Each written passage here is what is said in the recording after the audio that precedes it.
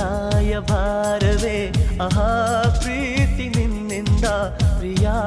ಆದಿ ನಿನ್ನಿಂದ ಸಾಗರವು ಹುಣ್ಣಿಮೆಯು ಜಿಗಿಯುವುದೇ ಪ್ರೀತಿಸಲು ಮಲ್ಲಿಗೆಯು ಗಂಧವು ಬೆರೆಯುವುದೇ ಪ್ರೀತಿಸಲು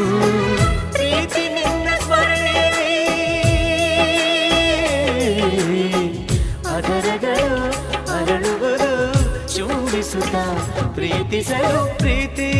ನೀನಿಲ್ಲದೆ ನಾನು ಹೇಗಿರಲಿ